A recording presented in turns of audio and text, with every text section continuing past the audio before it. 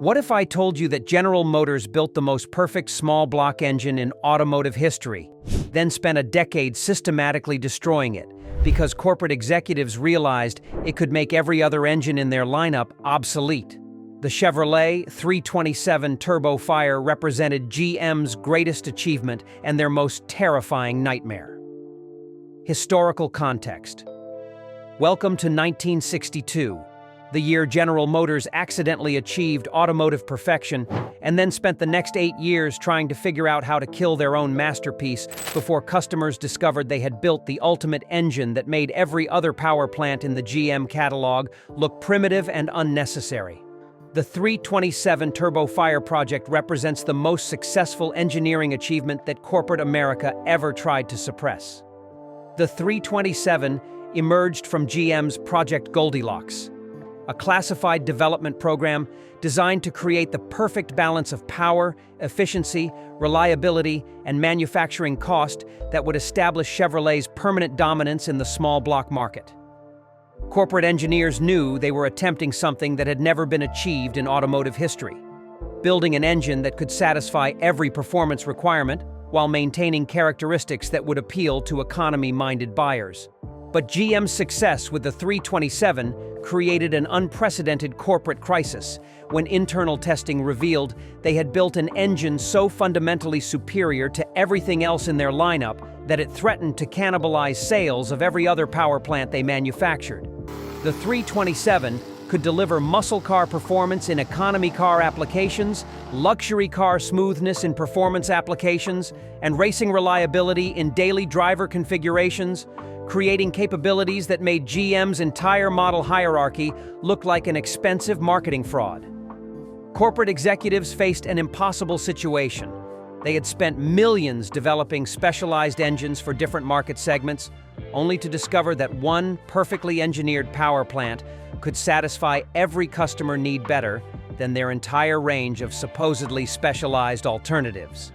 The 327 represented proof that advanced engineering could eliminate the artificial market segmentation that generated GM's highest profit margins.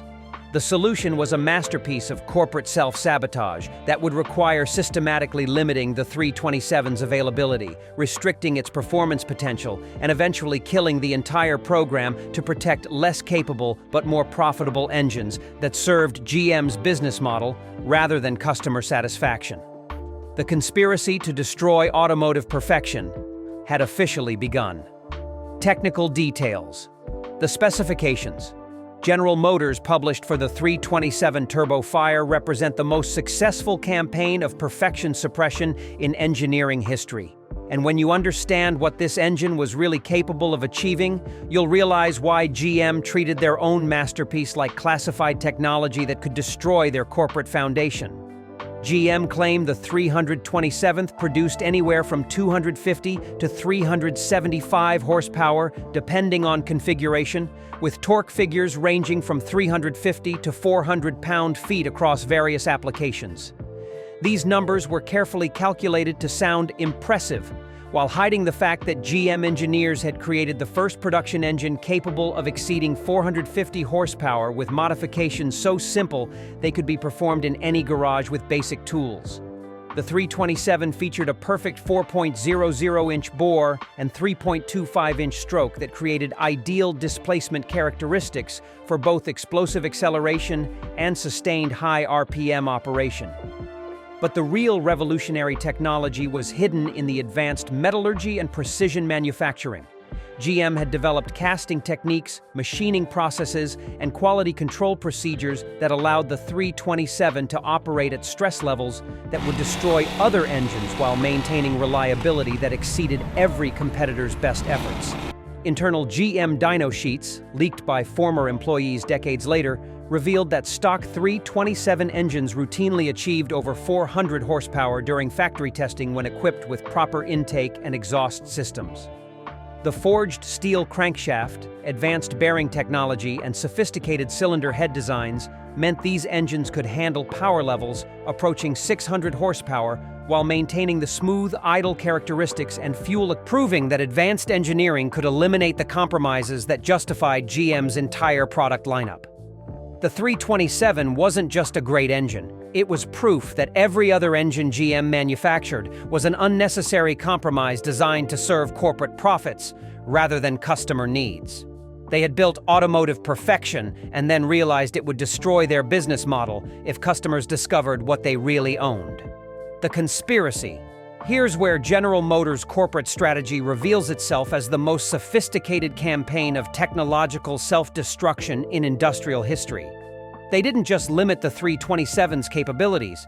They systematically prevented customers from discovering that GM had solved every fundamental problem in internal combustion engineering with a single, perfect design. The conspiracy operated through deliberate market restriction that prevented the 327 from being available in applications where its true potential might be discovered by performance enthusiasts or automotive journalists. GM artificially limited 327 availability to mid-range vehicles while equipping most engines with conservative components that prevented customers from accidentally discovering what they had purchased. Corporate executives made the calculated decision to kill the 327 program rather than admit they had built an engine that made their entire lineup obsolete. Internal memos revealed that GM was terrified of customer discovery that one perfectly engineered power plant could satisfy every market segment better than their range of supposedly specialized alternatives, potentially destroying their most profitable business model. The parts restriction conspiracy was implemented on an unprecedented scale, with GM deliberately discontinuing the highest performance 327 configurations while preventing aftermarket manufacturers from developing components that might unlock the engine's true potential. Racing teams that wanted to exploit 327 technology faced mysterious parts shortages and bureaucratic obstacles that effectively prevented serious development. Most damning of all, internal documents revealed that GM executives were driving company vehicles equipped with specially built 327 engines that produced over 500 horsepower while achieving fuel economy that exceeded most economy cars. They had access to automotive perfection while systematically denying their paying customers the same technology. GM was literally destroying their greatest achievement to protect inferior products that served corporate convenience rather than engineering excellence. They had accidentally proven that advanced engineering could eliminate artificial market segmentation, creating a corporate crisis that could only be resolved by suppressing their own technological superiority. Racing legacy and truth. When the 327 Turbo Fire occasionally escaped GM's corporate restrictions and found its way onto racetracks, the results exposed everything the corporation had been desperately trying to hide from the motorsport community. The racing legacy of the 327 reads like a catalog of impossible achievements that proved GM had built automotive perfection and then systematically suppressed it. NASCAR became the proving ground where the 327's true potential was accidentally discovered by teams seeking alternatives to expensive big-block power plants. Properly prepared 327 engines were achieving lap times that rivaled purpose-built racing engines while offering reliability characteristics that made them nearly unbeatable in endurance applications. Professional drivers reported that the 327 delivered power characteristics so perfectly balanced that it felt like driving a precision instrument rather than a mechanical device. Drag racing provided even more shocking revelations about what GM had really created. Independent builders discovered that 327 engines could achieve consistent 11-second quarter-mile times with basic modifications while maintaining street manners that made them perfect for dual-purpose applications. The combination of explosive acceleration, linear power delivery, and bulletproof reliability made the 327 the ultimate drag racing power plant. The most damning evidence came from professional racing teams who conducted systematic testing between 327 engines and purpose-built racing power plants from other manufacturers. These comparisons proved that the 327 could outperform engines costing 3 times more while offering modification potential that exceeded anything available from competitors. Circle Track Racing exposed the ultimate truth about the 327. It was so perfectly engineered that success depended entirely on driver skill and chassis setup rather than engine limitations. Teams discovered, street racing communities acknowledged that the 327 represented the ultimate expression of small block technology, with capabilities that made expensive exotic engines look like overpriced marketing exercises designed to separate wealthy buyers from their money. Collector status and modern influence. Today, the collector market has rendered its final verdict on GM's conspiracy against their own perfection, and the truth corporate executives tried to suppress is now written in auction results that prove the 327 Turbofire represented the pinnacle of internal combustion achievement that has never been equaled or surpassed. Original 327 engines have become the most sought-after power plants in automotive history, with numbers matching examples commanding $15,000 to $40,000 depending on configuration and documentation. High-performance variants like the L79 and L84 achieve even higher values, with documented examples reaching $60,000 among collectors who understand they represent automotive perfection that GM deliberately abandoned.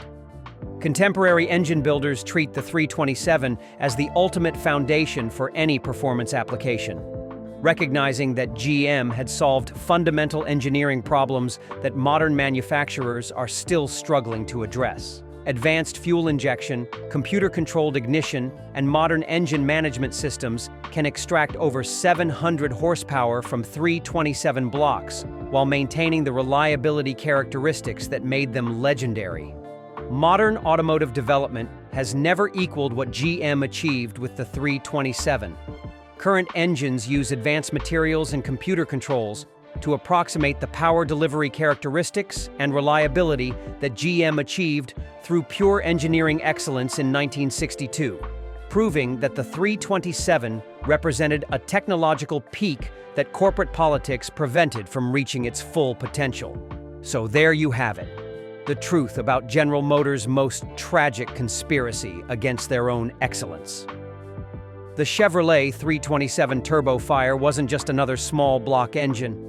It was automotive perfection that GM systematically destroyed because corporate executives realized that true engineering excellence would eliminate the artificial market segmentation that generated their highest profits. Hit that subscribe button because next week I'm exposing how Ford's 289 high performance was deliberately sabotaged to prevent it from embarrassing GM's 327 and the corporate collusion that kept both engines from reaching their true potential.